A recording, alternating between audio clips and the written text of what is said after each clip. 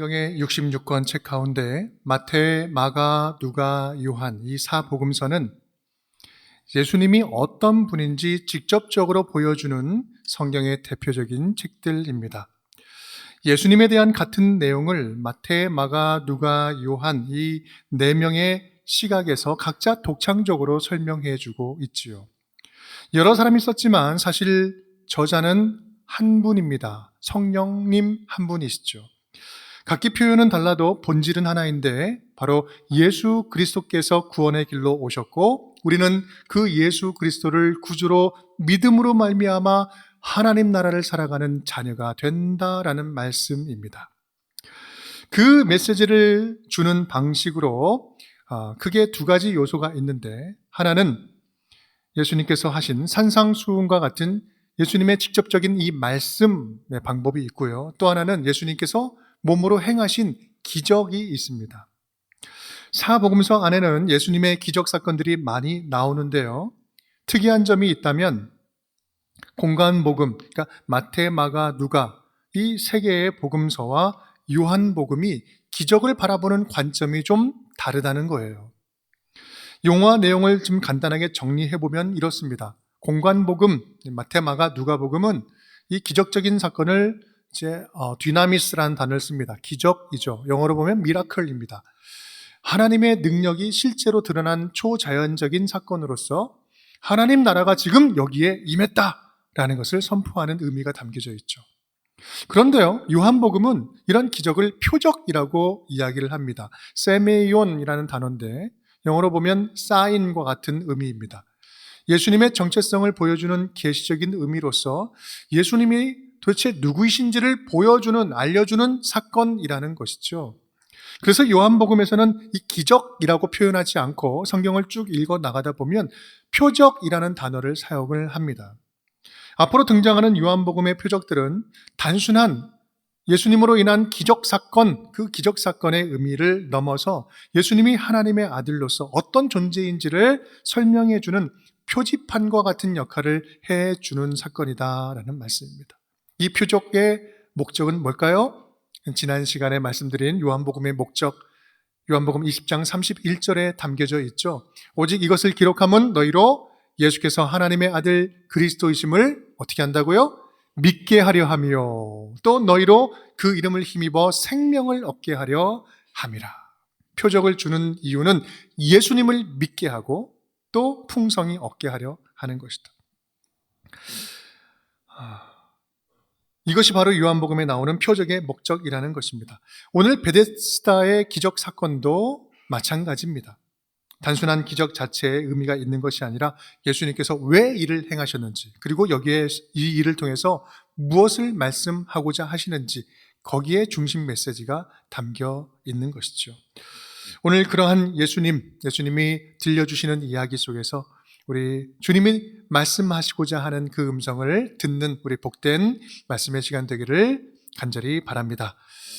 오늘 이야기는요, 우리가 오늘 설 명절을 맞이하는 것처럼 예수님이 큰 명절이 되어서 예루살렘에 올라가셨을 때의 일입니다. 화려한 축제가 진행되는 예루살렘의 최대의 명절입니다. 그 한 중심에 예수님은 예루살렘의 북쪽에 있는 양의 문 근처에 베데스다라고 하는 연못으로 가십니다. 이 베데스다의 뜻은 자비의 집이라는 뜻인데요. 그런데 그곳은 그 의미가 무색하게 예루살렘의 최대의 명절, 화려한 분위기와는 정반대로 병든 자들이 처절하게 경쟁하면서 목숨을 부지하고 있고 연명하고 있는 장소였어요. 고통과 절망이 지배하고 있는 화려한 도시 이면에 있는 도시의 그림자와 같은 곳이었죠. 그곳 병자들은 지푸라기라도 잡는 심정으로 신화와 전설을 붙잡고 살아가고 있습니다. 그들이 붙잡고 있는 전설은 어떤 전설이었을까요? 천사가 가끔씩 내려와서 물을 움직이는데 그때 가장 먼저 들어가는 사람이 병을 깨끗이 낫는다는 전설입니다. 그 한 사람이 되기 위해서 수많은 병자들이 운집해 있어요. 그 전설이 사실이라 해도요, 가장 멀쩡한 사람이 가장 먼저 뛰어 들어갈 수 있는 거 아니겠어요? 가장 병고침을 받을 확률이 높은 거예요. 여러분, 그것은요 전혀 자비롭지도 않고 은혜롭지도 않은 곳이었어요. 전설의 지배당에서 살아가고 있는 헛된 소망으로 가득한 곳이 바로 이 베데스다였다라는 말씀입니다. 바로 그런 곳에 예수님께서 오늘 가십니다. 의도적으로 가신 거죠. 이것만 해도 굉장히 큰 의미가 있는 메시지가 있는 것입니다. 그리고 그 수많은 병자들 가운데 전혀 움직이지 못하는 한 사람에게 다가가서 질문을 하죠. 네가 낫고자 하느냐? 이 병자는요 38년 된 병자였습니다. 당시 수명으로 생각하면 그곳에서 가장 오래된 최고참이었는지도 모릅니다. 평생을 병든 자로 소외받고 패배자로 살아왔어요. 게다가 병자들 사이에서도 경쟁에서 뒤처지는 완전한 루저로 38년을 살았어요. 살았지만 이미 죽은 거나 마찬가지인 전혀 의미 없는 버림받은 인생이었습니다. 그런데 그런 그에게 예수님께서 다가가시고 말씀을 건네고 계십니다. 그렇다면 여기 이제 질문이 생기죠. 그러면 예수님은 왜 하필 그 사람에게 가서 이야기를 했을까?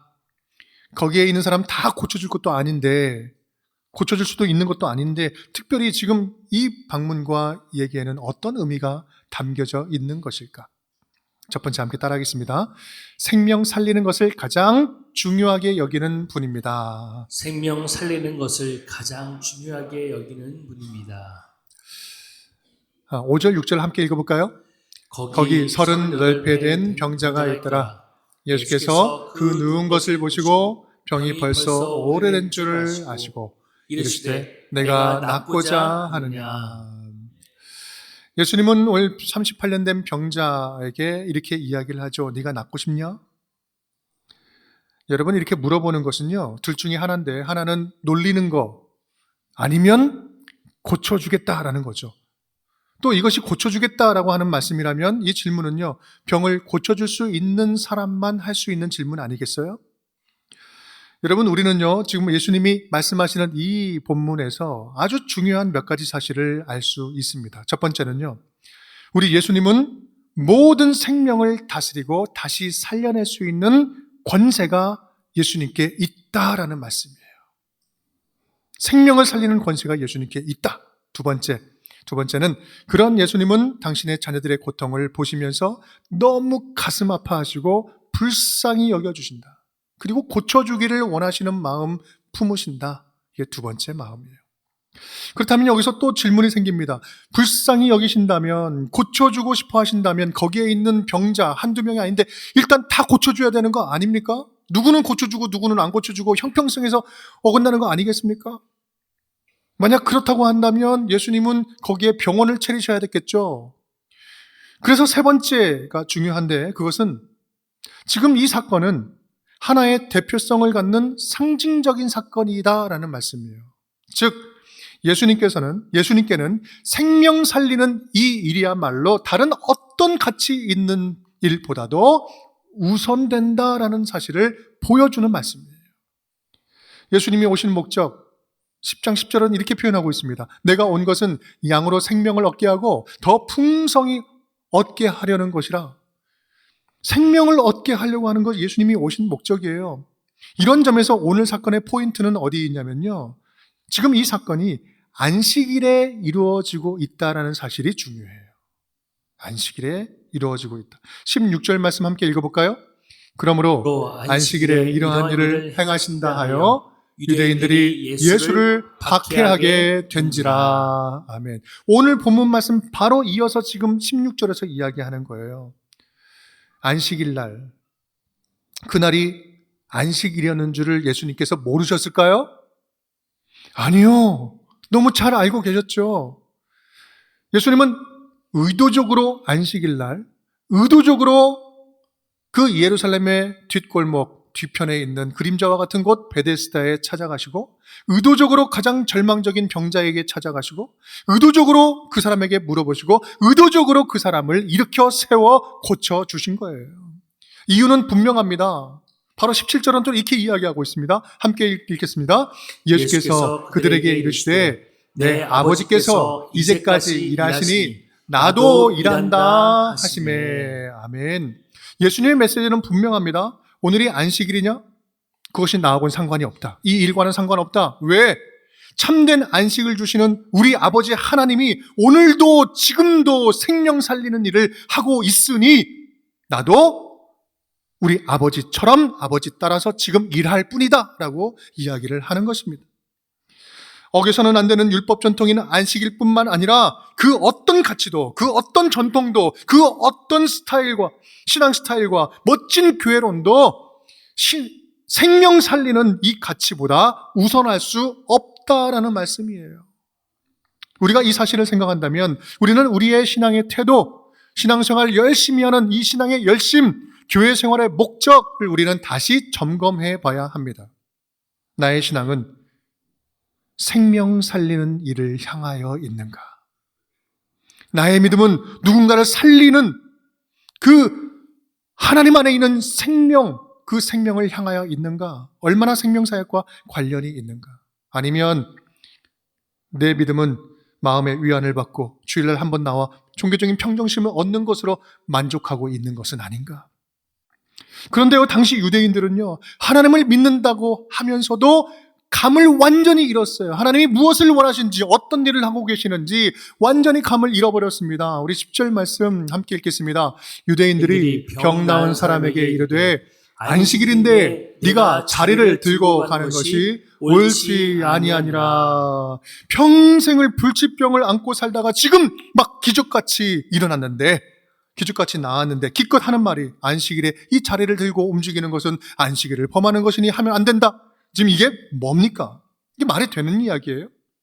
그 사람이 평생 겪었을 아픔과 고통, 또한 기적 같은 이 치유됨의 기쁨에는 관심이 1도 없어요. 안식일에 이런 일을 하면 안 된다는 거예요. 영적으로 딱딱해지니까요. 하나님을 잘 믿는 것 같은데 전혀 하나님의 뜻과는 상관없이 살아가고 있는 거예요. 감을 잃어버린 거예요. 하나님이 무엇을 원하시는지, 하나님이 지금 어떤 일을 행하고 계시는지, 나에게 바라시는 게 무엇인지. 그런데 여러분, 무서운 것은요, 우리도 영적으로 조금만 굳어지고 방심하고 딱딱해지면 우리도 똑같이 그럴 수 있다는 거예요. 종교 생활에 젖어들어서 영적인 긴장감이 사라지면요, 생명 살리는 일보다 종교적인 전통을 지키는 일에 더 몰두하기 쉽다라는 거죠. 그냥 이번 주 한번 예배 드렸으면 됐지, 이렇게 넘어가는 거예요. 여러분 명심하면 좋겠습니다. 예수님께서 공생의 기간 동안에 그토록 목숨 걸고 대적하고 싸우셨던 대상은요, 불신자들이 아니었어요. 스스로 믿음이 좋다고 여기는 종교 생활에 너무나도 익숙하게 살아가면서 자부했던 바리새인들의 전통, 장로들의 유전, 껍데기만 남은 형식적인 종교인들과 싸우신 거예요. 여러분, 우리 예수님은요, 죽어가는 생명을 살리는 일에 몰두하십니다. 그 일이 아니라면 어떤 변화도 두려워하지 않고 바꾸고 변화시키는 것 원하셨어요.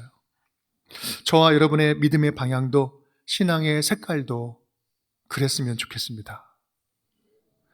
말씀과 매일 동행하면서 저와 여러분 안에 영적인 생명력, 영적인 생기가 다시 돋아날 수 있기를 주님의 이름으로 축복합니다.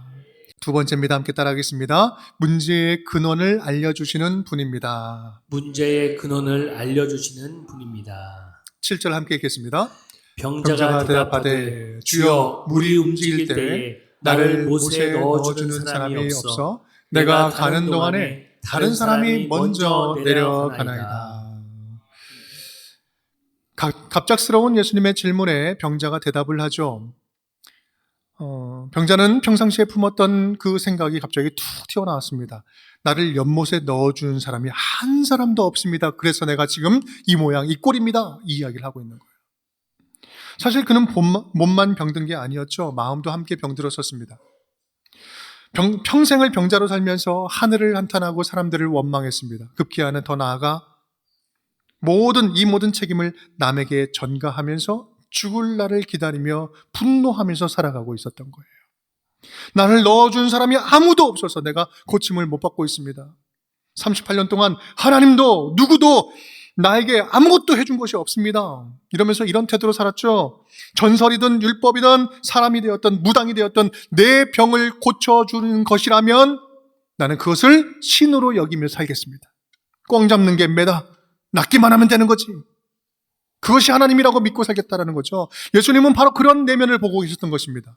그 사람 안에 근본적이고 영적인 문제를 보고 계셨던 것이죠. 그리고 자기가 처한 그 환경을 핑계로 하나님을 떠나 살아가는 삶을 향해서 단호하게 외칩니다. 이것은 죄다라고 이야기하는 거예요. 14절 말씀 함께 읽겠습니다. 그 후에 예수께서 성전에서 그 사람을 만나 이르시되 보라 내가 나았으니 더 심한 것이 생기지 않게 다시는 죄를 범하지 말라 하시니. 아멘. 다시는 죄를 범하지 말라. 예수님께서 말씀하시는 이 죄는 무슨 죄일까요? 뭘 이야기하는 걸까요? 바로 하나님을 떠나버린 마음. 이것이 죄라는 거예요. 절망적인 상황을 이유로 하나님께 소망을 두지 않는 마음, 이것이 죄인 거예요. 예수님이 주는 도전은 이겁니다. 너의 진짜 문제는 뭔지 아냐? 그것은 바로 하나님을 잃어버린 것이다. 하나님을 잃어버린 것이다.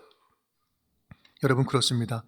하나님과의 단절된 관계, 그 문제의 근원을 보지 못하면요, 육신의 병고침은 혹시 일어난다 할지라도 아무런 의미가 없습니다.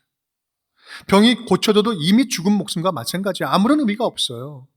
하지만 우리의 병과 아픔과 고통이 하나님과의 관계를 살리는 일이라면 그 병은 고쳐져도 살아가는 것이고요, 안 고쳐져도 영원한 생명으로 인도하는 생명의 길이 될 수 있는 것입니다. 요한복음 11장은 그래서 이렇게 말씀하시죠. 함께 읽겠습니다. 예수께서 이르시되 나는 부활이요 생명이니 나를 믿는 자는 죽어도 살겠고 무릇 살아서 나를 믿는 자는 영원히 죽지 아니하리니 이것을 내가 믿느냐. 아멘. 예수 그리스도를 구주로 믿고 영접함으로 말미암아 하나님의 자녀가 되는 것, 이것이야말로 우리 인생에 찾아오는 모든 문제들의 근본적인 해결점이요, 예수께서 병든 자들을 치유해 주시는 이 목적이었다라는 말씀입니다. 오늘 베데스다 이야기도 예수 그리스도 안에 있는 영원한 생명을 보여주는 표적이 되는 사건이었다는 말씀이에요. 예수 그리스도 안에 생명이 있습니다. 예수 그리스도 안에 참된 안식이 있습니다. 이 안식을 주는 것이 아니라 예수께서 안식을 주러 우리에게 찾아오셨습니다. 그러니 예수 그리스도를 삶의 구원자로 믿고 삶의 주인으로 영접하십시오. 이것이 요한복음이 말씀하고 있는 주제요, 오늘 우리에게 주시는 메시지인 것입니다. 사랑하는 여러분, 그런 예수님께서 오늘도 저와 여러분 안에 이 자리에 우리의 삶의 구석구석에 찾아오고 계신 줄 믿습니다. 그분이 주님인 줄 우리가 확실히 믿는다면, 함께 한다고 믿는다면, 지금 여전히 일이 풀리지 않고 여전히 병마 가운데 고통당하고 있다 할지라도, 병이 낫지 않아도 예수님 안에서 참된 평안을 누릴 수 있는 것 아니겠습니까? 모든 시선을 주님께 드리고 살아계신 하나님을 느낄 때 내 삶은 주님의 역사가 되고 하나님은 그때부터 일하기 시작하십니다. 오늘 이 찬양의 가사가 저와 여러분의 고백이 되었으면 좋겠어요. 예수 그리스도 안에서 우리의 흐트러진 모든 삶이 다시 근본부터 다시 정돈되고 회복되어서 하나님께서 우리의 인생을 통해서 역동적으로 일하시는 하나님의 역사가 되는 주의 자녀들이 다 되실 수 있기를 주님의 이름으로 축복합니다. 이제 예수님은 놀라운 말씀으로 이어가십니다. 8절 9절 함께 읽겠습니다. 예수께서 이르시되 일어나 내 자리를 들고 걸어가라 하시니 그 사람이 곧 나아서 자리를 들고 걸어가니라. 이날은 안식일이니. 아멘. 따라하겠습니다. 천국을 전하게 하시는 분입니다. 천국을 전하게 하시는 분입니다. 예수님은 그 병자를 불쌍히 여기는 것으로 끝나지 않았습니다. 실제로 굳었던 그의 몸을 말씀으로 풀어주시고 다리에 힘을 넣어서 일어서게 하십니다. 여기서 주목할 점은 단순히 네가 나았다라고 이야기하는 것이 아니라 그 다음에 구체적인 행동을 요청하고 계시다는 사실이 중요해요. 세 가지를 말씀하고 계시는데, 첫 번째는 일어나라, 두 번째는 네가 누웠던 그 자리, 돗자리를 들어라. 그리고 세 번째는 걸어가라. 구체적인 세 가지의 명령을 하십니다. 38년 된 병자 당사자에게는요, 병 고침 받는 것이 제일 중요한 일이었는지는 몰라도 예수님께는 더 중요한 일이 있다라는 거예요. 그것은 악한 세력과 세상 앞에 당당히 자신을 드러내기 시작하는 것이고요, 또한 하나님 나라를 선포하는 일이었습니다. 이 자리를 들어라 이야기할 때 이 자리는 무엇입니까? 돗자리죠. 지금까지 그 사람의 인생을 지배하던 것의 상징물입니다. 평생 그 자리에 누워서 그 상황에 지배받던 자가 이제는 돗자리를 들고 지배하는 인생이 되는 거예요. 불신의 죄, 원망과 증오의 죄, 나는 아프니까 충분히 이래도 돼 라고 이야기했던 합리화하는 죄, 그런 사망과 죽음의 권세로 묶여있던 사단의 지배 아래에 있던 자가 이제는 그런 죄를 지배하는 자로 역전 인생이 된 거예요. 근데 더 중요한 것은 그냥 들고 마는 것이 아니라 들고 어떻게 하래요? 들고 걸어가라. 당당하게 모든 사람들을 뚫고 그 사이를 지나가라, 보여줘라라고 이야기하는 것입니다. 여러분, 지금 이 치유 사건은요, 단순하게 한 사람만을 위한 사역이 아니었어요. 이제는 예수 그리스도를 통해서 하나님 나라가 이 땅에 선포되었다. 하나님 나라가 임재하게 되었다. 너희들도 그 하나님 나라를 경험할 수 있게 되었다. 시작되었다라는 사실을 당당하게 세상에 드러내는 계시적인 사건이 되고 있는 것이에요. 사실 이때부터 유대인들이 본격적으로 예수님을 박해하기 시작하죠. 우리 앞서 읽은 말씀, 그러므로 안식일에 이런 일을 행하신다 하여 유대인들이 예수를 박해하게 된지라. 예수님께서 그것을 몰랐을까요? 아셨죠? 아시면서 전면전을 선포하신 거예요. 이제부터 더욱더 치열한 영적인 전쟁이 일어날 것을 나는 안다. 하지만 이제부터 나는 양보 없이 천국을 선포하며 나아갈 것이다. 주저하지 아니하고 하나님 나라를 선포하며 나아갈 것이다. 이제부터는 기적과 같은 은혜들이 너희 가운데 이어질 것이고, 그 은혜들이 너희와 너희 사이를 연결시킬 것이고, 너희 안에 하나님의 영광이 풍성하게 드러날 것이고, 너희 안에 생명의 복음이 충만케 되리라. 이제는 예수께서 함께 하심으로 그 나라를 하나님 나라로 내가 세워나가겠다는 거예요. 나도 두려워하지 않을 테니 너희도 두려워하지 말아라. 그러니 예수 그리스도를 통해서, 나를 통해서 얻는 새 생명을 감추지 말고 당당하게 드러내면서 살아가자. 오늘 주님께서 주시는 말씀입니다. 사랑하는 여러분, 한 사람의 치유와 회복은요, 그 한 사람만의 은혜 사건이 아닌 것입니다. 우리 각 사람에게 주시는 축복은 모두에게 연결된 축복이에요. 내가 은혜 받은 것 또 다른 사람들에게 흘러가며 더 풍성하게 하나님 나라를 누리게 하시는 거예요. 동시에 내가 아픔 겪는 것 한 사람만의 아픔이 아니에요. 함께 살아가고 있는 우리 공동체 안에 함께 아픔을 공유하고 있는, 모두가 함께 아파하는 문제. 그렇기 때문에 공동체 안에서 함께 기뻐하고 함께 즐거워하고 눈물을 흘리고 함께 웃어주는 이 공동체 안에 나눔이 중요한 거예요. 함께 세워가는 거죠. 왜? 그 가운데 하나님이 일하실 것입니다. 2000년 전에 예수님께서는 그 화려한 예루살렘 명절 그 뒤편의 골목으로 가셨습니다. 그 골목과 같은 우리의 인생에 주님 오늘 찾아오셔서 다시 한번 회복시켜 주시겠다고 말씀하십니다. 근본적인 문제를 흔들어서 깨워주시겠다고 말씀하십니다. 그리고 당당하게 하나님 나라를 선포하며 살기를 원하시는 말씀 또한 주셨습니다. 우리의 살아가는 삶이, 한 주간의 삶이 그렇게 베데스다의 예수님을 가슴에 모시고 함께 동행해 나아가는 복된 삶이 될 수 있기를 주님의 이름으로 축복합니다.